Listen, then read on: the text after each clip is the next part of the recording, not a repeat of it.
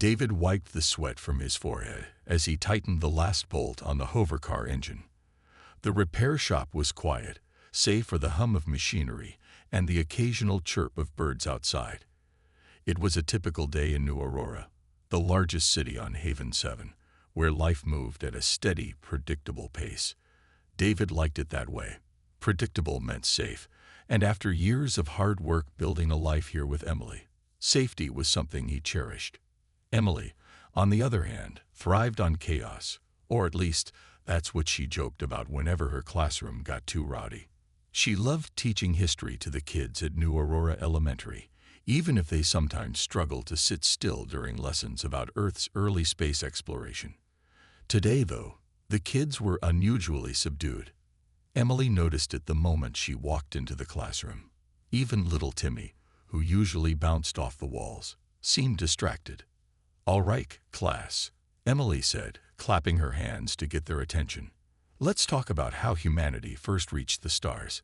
Who remembers what year we landed on Mars?" No one raised their hand. Instead, the children whispered among themselves, glancing nervously at the window. Emily followed their gaze but saw nothing unusual, just the bright twin suns casting golden light over the city. Still, something felt off. Back at the repair shop, David finished up his work and leaned against the hovercar, sipping a cold drink. He checked the newsfeed on his wristpad out of habit. Most days, it was filled with unimportant updates about crop yields or local sports scores. But today, a breaking alert caught his eye. Earth fleet spotted near Haven 7 orbit. His stomach dropped. Earth rarely sent ships this far out unless there was trouble brewing. Haven 7 had been independent for decades, ever since colonists grew tired of Earth's heavy-handed policies. Sure, there were disagreements now and then, but outright hostility. That was unheard of. Before David could process the news, his wristpad buzzed again. This time, it wasn't an official alert.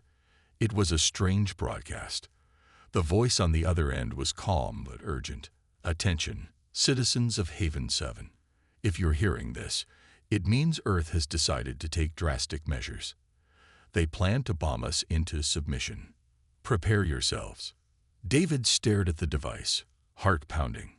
Was this some kind of prank? He wanted to dismiss it, but deep down, he knew better. Trouble always came knocking when you least expected it. By evening, word had spread across New Aurora. People gathered in the streets, whispering anxiously. Emily joined David at the shop, her face pale. "Did you hear?" she asked, clutching her bag tightly. "I did," David replied grimly. "I don't think it's fake." "What are we going to do?" Emily's voice trembled. For the first time in years, she looked truly scared. David didn't have an answer.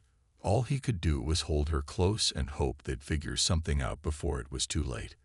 But as night fell over Haven 7, neither of them could shake the feeling that their peaceful lives were about to change forever. The next morning, David woke up to find the city buzzing with nervous energy.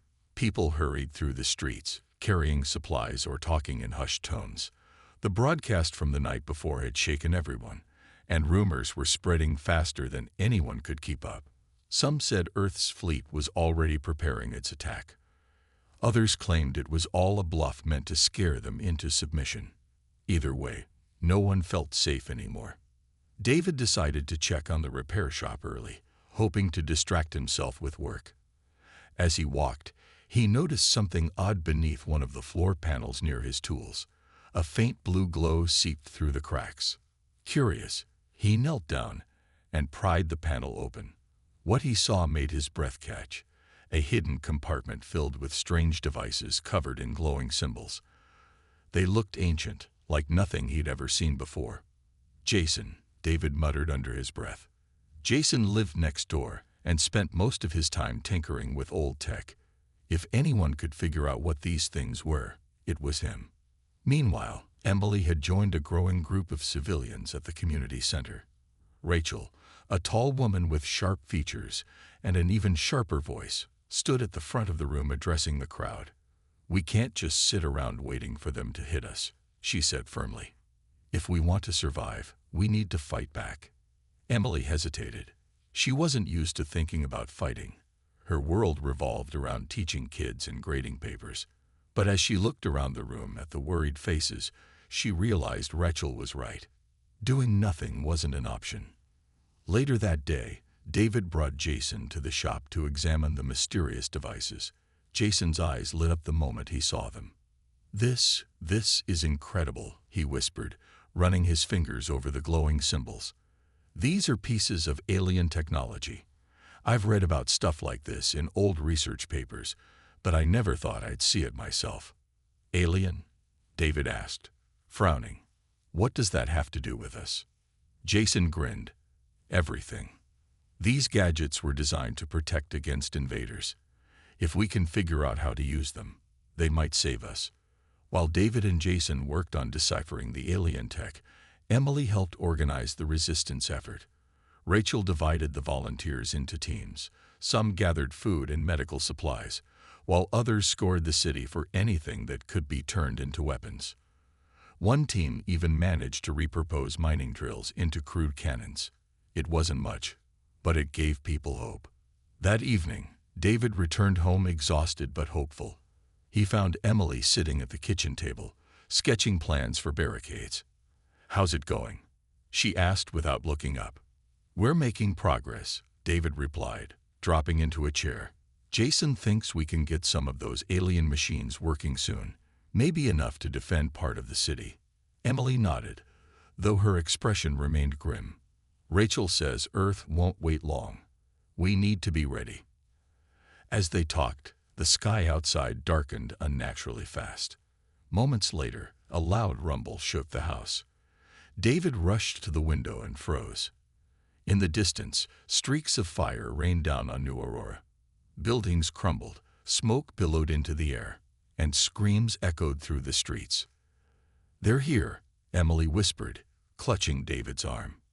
Without wasting another second, they grabbed what little they could carry and ran toward the underground facility.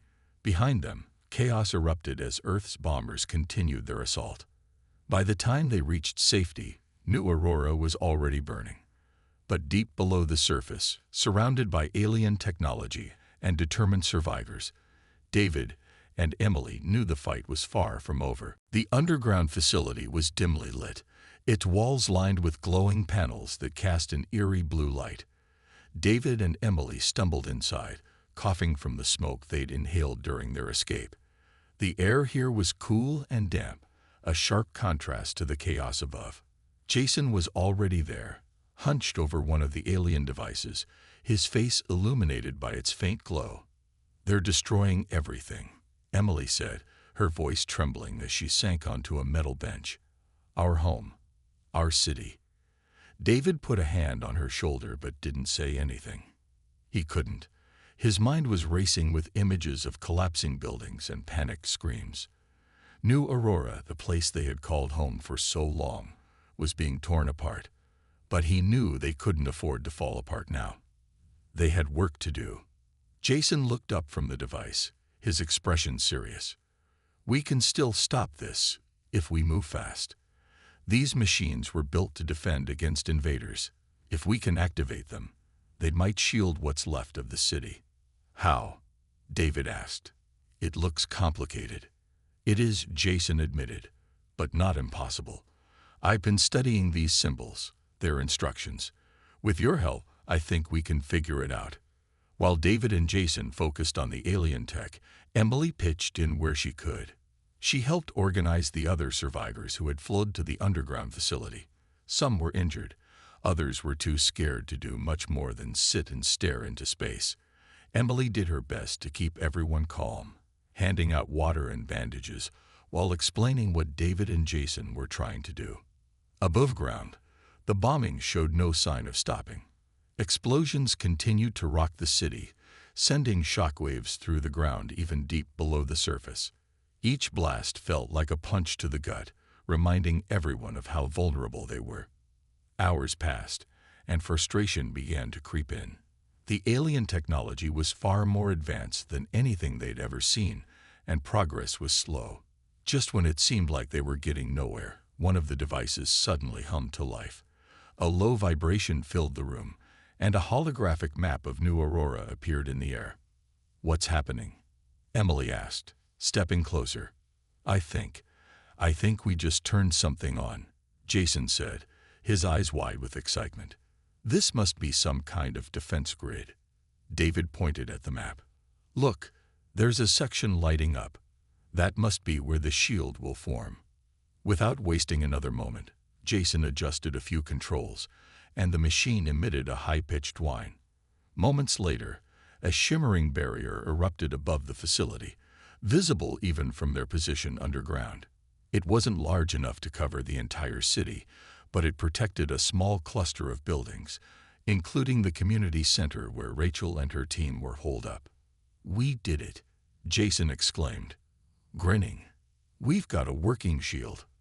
News of the shield spread quickly among the survivors. For the first time since the attack began, people allowed themselves to feel a flicker of hope. Rachel arrived shortly after, her face streaked with dirt, but her determination unshaken. "This buys us time," she said, pacing back and forth. "But it's not enough. Earth won't stop until they've crushed us completely. We need to hit back. And soon." David nodded. "We'll keep working on the tech. There's got to be more we can use." As the group discussed their next steps, the reality of their situation settled in. They were outnumbered, outgunned, and fighting for their lives against a force that saw them as nothing more than rebels. But despite the odds, they refused to give up. Together, they vowed to protect what remained of Haven 7, and make Earth regret ever thinking they could bomb them into submission. The shield held strong, deflecting Earth's bombs and giving the survivors a small but crucial advantage. Inside the underground facility, the mood shifted from despair to cautious optimism. David, Jason, and Emily worked tirelessly to unlock more of the alien technology's secrets. Each discovery brought them closer to turning the tide of the battle. Jason spent hours studying the glowing symbols etched into the devices. "These aren't just shields," he explained one evening, pointing at a series of diagrams that had appeared on another holographic display. "This tech can also deploy automated drones. If we can activate them, they'll fight for us." "Automated drones?" Emily asked, her brow furrowed. "You mean robots?" "Exactly," Jason replied. "They're designed to defend against invaders. We just need to figure out how to control them." David leaned over the console, examining the controls. "It's like solving a puzzle. Every symbol must do something. If we can match the right ones, we might be able to bring them online." As David and Jason focused on the drones, Emily helped coordinate the growing resistance effort above ground. Rachel had organized the survivors into teams, each with a specific role. Some gathered food and supplies, while others prepared makeshift weapons.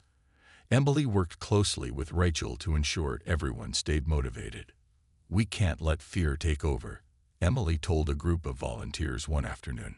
"We've got the shield, and soon we'll have those drones, but we still need to hold our ground until then." Her words seemed to lift spirits, even if only slightly. People nodded, their faces reflecting a mix of determination and exhaustion. No one knew how long they could keep this up, but they had no choice. Back in the underground facility, progress was slow but steady. After several failed attempts, David finally hit the right combination of symbols. The room lit up as dozens of small, sleek drones rose from hidden compartments in the walls. They hovered silently, waiting for commands. "We did it," Jason exclaimed, his voice filled with awe. "Now we just need to program them." With Emily's help, they linked the drones to the shield system. Using the map displayed by the hologram, they directed the drones to patrol the area around the shield. When Earth's bombers returned, the drones sprang into action, intercepting missiles and forcing the attackers to retreat temporarily.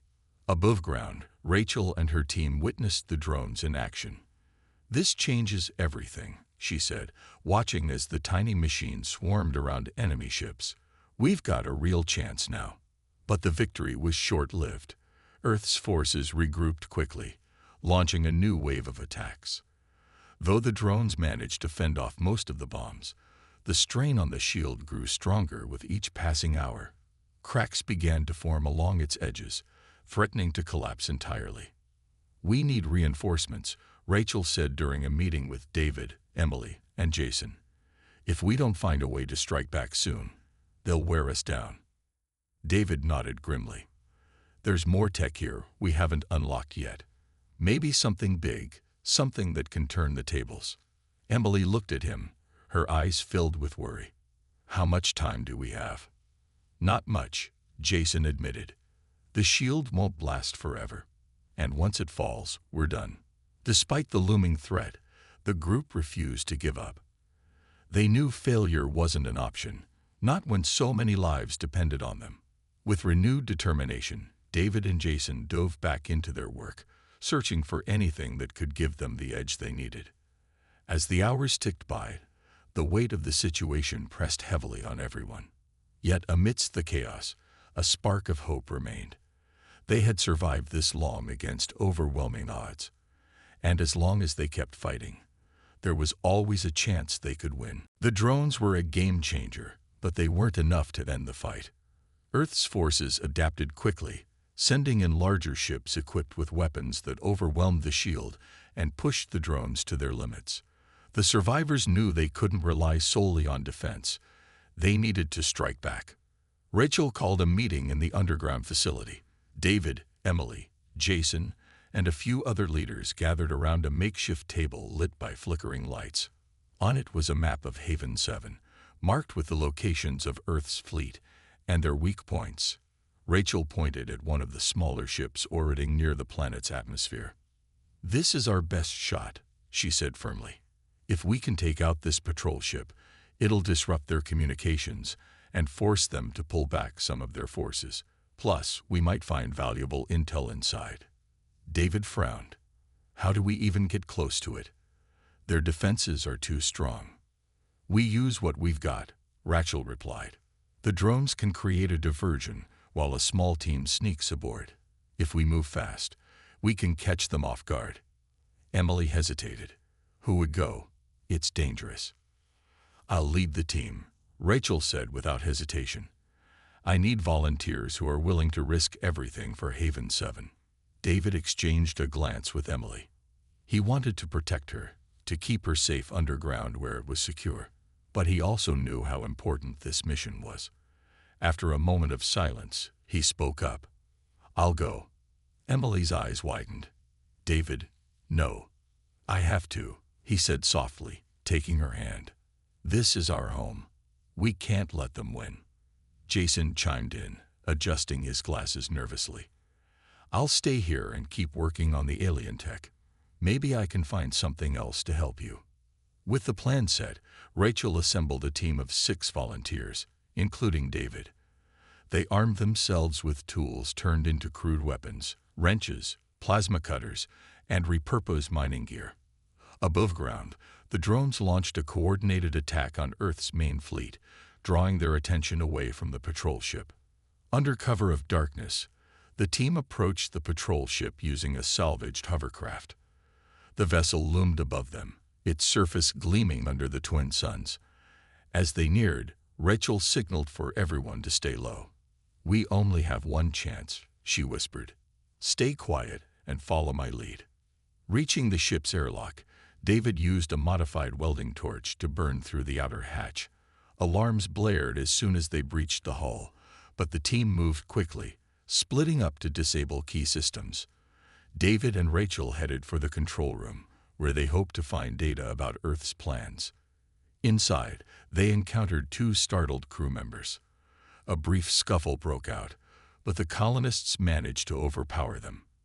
Rachel accessed the ship's computer, downloading files onto a portable drive. "Got it," she said triumphantly. "Let's move." Meanwhile, the rest of the team sabotaged the engines, ensuring the ship wouldn't be able to rejoin the fight anytime soon. As they regrouped near the airlock, explosions rocked the vessel. Their sabotage had worked. "Time to go," Rachel shouted, leading the way back to the hovercraft. Behind them, the patrol ship began to drift, smoke billowing from its damaged sections.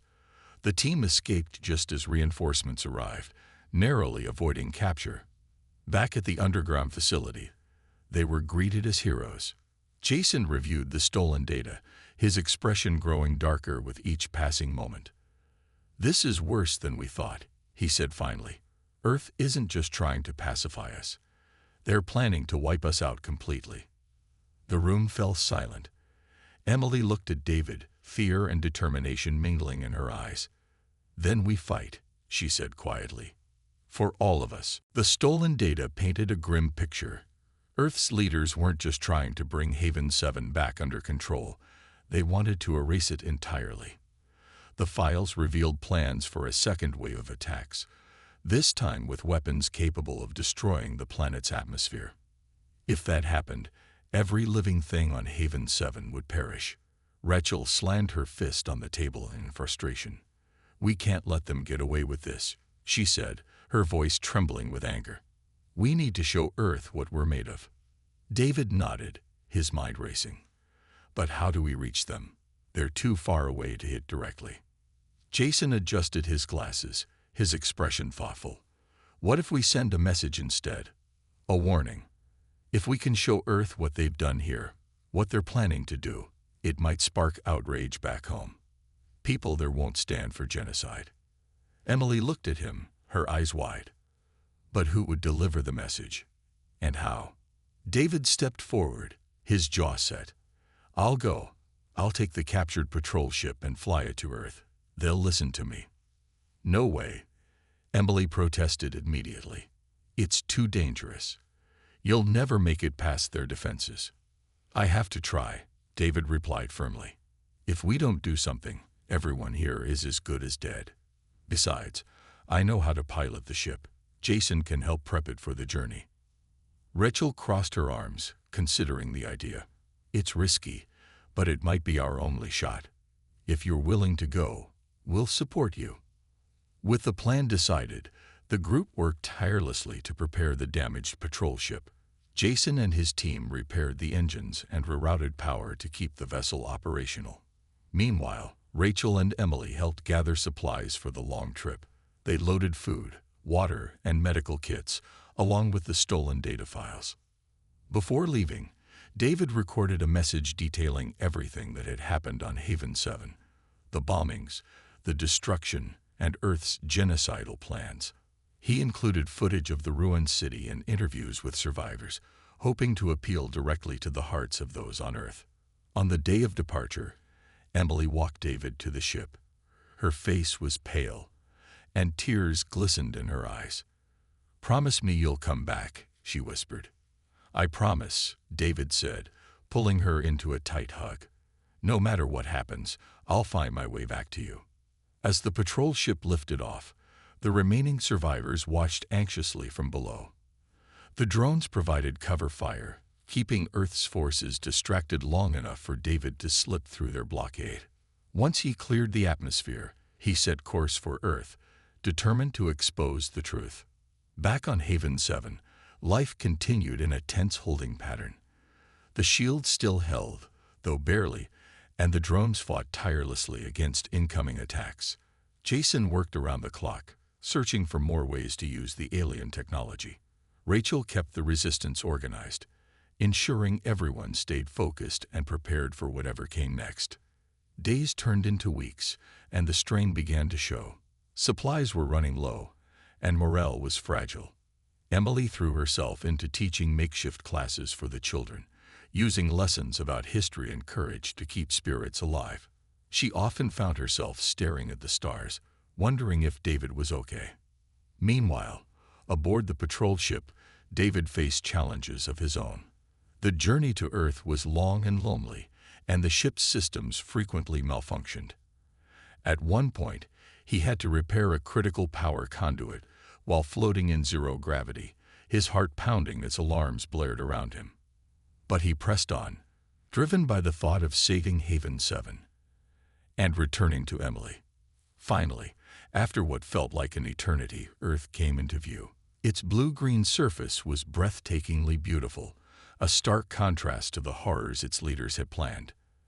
As David approached, he activated the broadcast signal, sending his message out to anyone who would listen. "This is David from Haven 7, he began, his voice steady despite the fear gripping his chest. "If you're hearing this, it means Earth has betrayed not just us, but humanity itself." David's message echoed across Earth's communication networks, reaching millions of people almost instantly.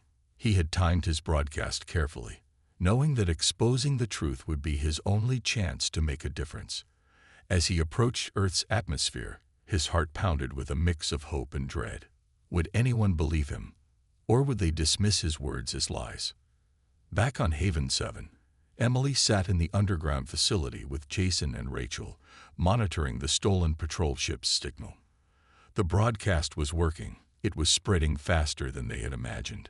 Social media feeds lit up with reactions, and soon news outlets picked up the story. Footage of New Aurora's destruction played on screens worldwide, showing Earth's citizens the devastation their government had caused. But not everyone was moved by David's plea. Powerful leaders on Earth saw the broadcast as an act of rebellion and demanded immediate action.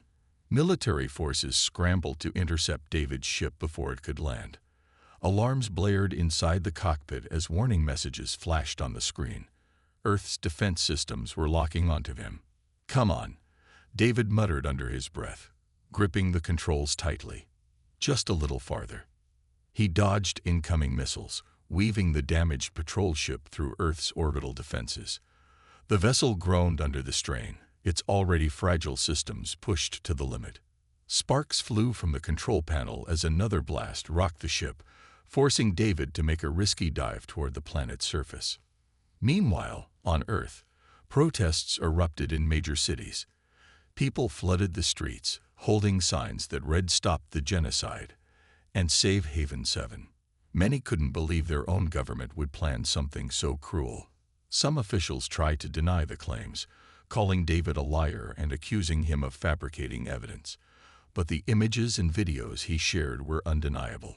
Inside the United Nations headquarters, debates raged among global leaders.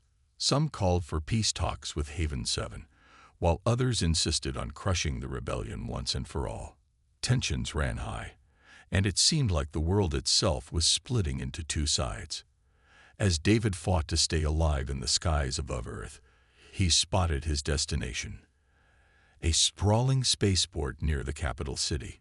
Ignoring warnings from air traffic control, he guided the battered patrol ship down for an emergency landing. Smoke poured from the engines as the vessel skidded across the runway, finally coming to a halt just short of a fuel depot. Before security teams could surround the ship, David grabbed the portable drive containing the stolen data and bolted out of the cockpit. Disguised in a maintenance worker's uniform he'd found aboard the ship, he blended into the chaos of the spaceport. His goal was clear: infiltrate the United Nations headquarters and present the evidence directly to the leaders gathered there. The journey wasn't easy. Security checkpoints were everywhere, and David had to rely on quick thinking and sheer luck to slip past guards. At one point, he hid inside a supply truck, his breath shallow as soldiers searched nearby vehicles. Hours later, he reached the towering glass building where the UN meeting was taking place. Using a fake ID badge he'd scavenged, David entered the building and made his way to the main conference hall. Inside, delegates argued loudly, their voices echoing off the walls. Taking a deep breath, David stepped forward, raising the portable drive above his head. "This is the truth," he shouted, his voice cutting through the noise. "Haven 7 isn't your enemy. We're victims of your greed and violence." The room fell silent as all eyes turned to him. For a moment, David felt like the weight of the entire universe rested on his shoulders.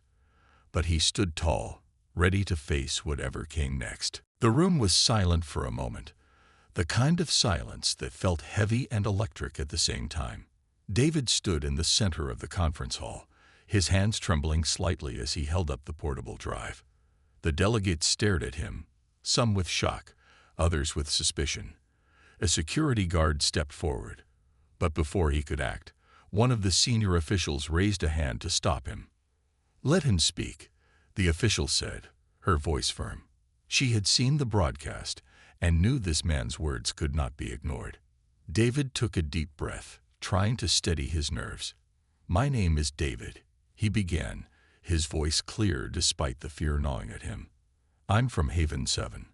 What you've done to us, what you're planning to do, it's wrong. These files prove it." He plugged the drive into the conference room's main screen, and images of New Aurora's destruction filled the room.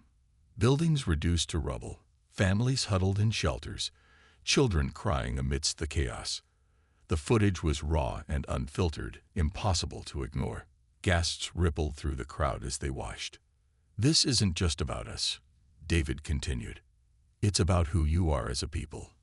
Are you really willing to destroy an entire colony because they wanted freedom? Because they didn't bow down?" The room erupted into arguments. Some delegates shouted that the evidence was fake, while others demanded immediate action to stop the attacks on Haven 7. Amid the chaos, a young journalist named Lisa stood up. She had been covering the protests outside and now addressed the room. "I've talked to people out there," she said, pointing toward the windows where crowds still gathered.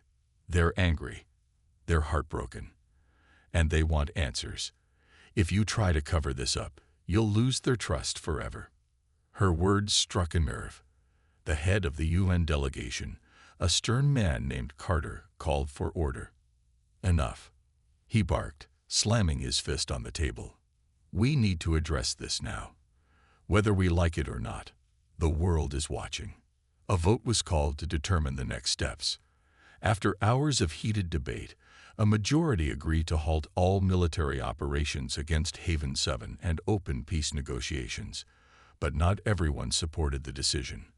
A faction of hardliners vowed to continue the fight, claiming Haven 7 was too dangerous to leave unchecked. As the meeting ended, David was escorted out of the building under heavy guard. He didn't know if he'd succeeded, or if this was just a temporary pause. Exhausted but relieved, he allowed himself a small smile. At least the truth was out there now. Back on Haven 7, Emily and the others listened to reports of David's speech. Tears streamed down Emily's face as she heard his voice over the radio. "He did it," she whispered, clutching Rachel's arm. "He actually did it." But the celebration was short-lived. Earth's reinforcements were still en route, and the hardliner faction wasn't backing down. Jason worked tirelessly in the underground facility, unlocking more of the alien technology. He managed to activate a second wave of drones, stronger and faster than the first. "We can hold them off for a little longer," Jason said, his voice strained from lack of sleep. "But we'll need more than machines to win this fight." Rachel nodded. "Then we prepare for everything. If they come, we'll make sure they regret it." Above ground, the shield flickered weakly, its energy nearly depleted. The colonists braced themselves for what was coming next.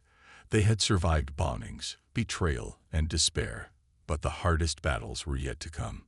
David, meanwhile, prepared to return to Haven 7. His work on Earth wasn't finished, but his heart belonged with Emily and the others. As he boarded a stolen shuttle, he looked back at the planet that had turned its back on them. "This isn't over," he muttered to himself. "Not by a long shot." With determination burning in his chest, David set course for home, ready to stand beside his people, no matter what happened next. David's shuttle pierced through the atmosphere of Haven 7, its engine sputtering from the strain of the long journey. As he descended, he could see the scars left by Earth's relentless attacks. Burned fields, shattered buildings, and the faint glow of the shield protecting what remained of New Aurora. The sight filled him with both anger and determination. He had delivered the message to Earth, but the fight was far from over. When David landed, Emily was the first to greet him. She ran toward him as soon as the shuttle door opened, throwing her arms around him. "You're back," she said, her voice trembling with relief. "I was so worried." "I told you I'd come back," David replied, holding her tightly. "And I'm not leaving again." Rachel and Jason arrived moments later, their faces a mix of hope and urgency. "How did it go?" Rachel asked, cutting straight to the point. They've called off the official attacks. For now, David explained. But there's a faction that still wants to destroy us. They'll come, and we need to be ready. Jason nodded grimly. Good thing I've been busy. The alien tech has more surprises for them. Inside the underground facility, Jason revealed his latest discovery, a massive weapon buried deep beneath the surface. It was shaped like a giant sphere, covered in glowing runes that pulsed with energy. This isn't just a defense system, Jason said, his eyes wide with excitement. It's a weapon capable of disabling entire fleets. If we can activate it, we might stand a real chance. But how do we use it? Emily asked, staring at the massive device. It's complicated, Jason admitted. We'll need time and power. Lots of it. As the group worked on activating the weapon, Earth's reinforcements arrived. Dozens of ships filled the sky, their weapons trained on New Aurora. The shield held for a while, but cracks began to spread across its surface. Explosions rocked the ground, sending shockwaves through the underground facility. We don't have much time, Rachel shouted over the noise. If that shield falls, we're done. David and Jason focused all their efforts on powering up the alien weapon. Using cables and generators scavenged from the ruins above ground, they rerouted energy from the failing shield to the sphere. Lights flickered as the machine hummed to life, its runes glowing brighter with each passing second. Meanwhile, Rachel led a team of volunteers in a desperate counterattack. Armed with plasma rifles and repurposed mining tools, they launched a surprise assault on Earth's ground forces. The colonists fought with everything they had, driven by the knowledge that this was their last stand. Above ground, the drones swarmed around Earth's ships, buying precious time for the survivors below. But even the drones couldn't hold out forever. One by one, they fell, their metallic bodies crashing to the ground in flames. Finally, Jason gave a triumphant shout. It's ready. Stand back. The alien weapon unleashed a blinding beam of energy that shot into the sky. The beam spread outward, enveloping Earth's fleet in a shimmering field. Within moments, the ship's engines sputtered and died, leaving them adrift in space. It worked, Emily exclaimed, tears streaming down her face. We did it. The colonists erupted into cheers, their spirits lifted by the unexpected victory. For the first time in weeks, they allowed themselves to feel a glimmer of hope. Earth's forces were crippled, their plans thwarted by the very people they had tried to destroy. As the dust settled, David looked around at the battered but unbroken survivors. We showed them what happens when they mess with us, he said, his voice filled with pride. They thought bombing us would work. Cute. Watch this. The victory was sweet, but it came at a cost. New Aurora was in ruins, its streets littered with debris and its skies eerily quiet. The alien weapon had disabled Earth's fleet, but the scars of war ran deep. Survivors gathered in what remained of the city, their faces reflecting a mix of exhaustion and relief. They had won, but rebuilding would take time, effort, and unity. David stood with Emily near the edge of the shield, now flickering weakly as its energy reserves dwindled. We made it, he said softly, wrapping an arm around her shoulders. But it's not over yet.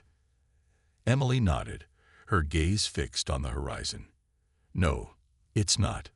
We still have to heal and make sure this never happens again. Rachel called a meeting in the underground facility, where everyone gathered to discuss the next steps.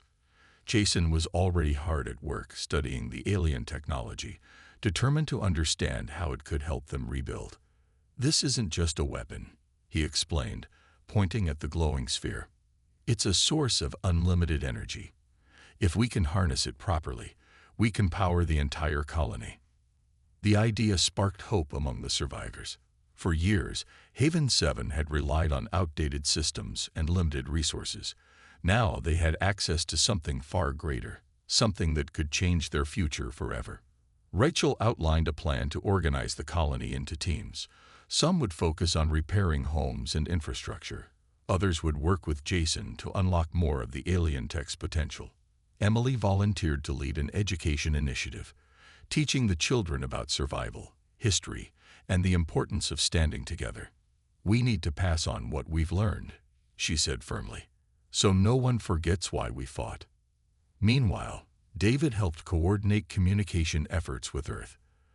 The ceasefire declared by the United Nations held, but tensions remained high.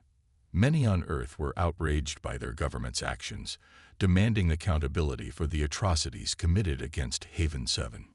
Protests continued worldwide, putting pressure on leaders to ensure peace. Back on Haven 7, the colonists worked tirelessly to restore order. Slowly but surely, life began to return to normal, or at least a new version of normal. The alien technology became a cornerstone of their society, providing energy, protection, and tools to rebuild stronger than before.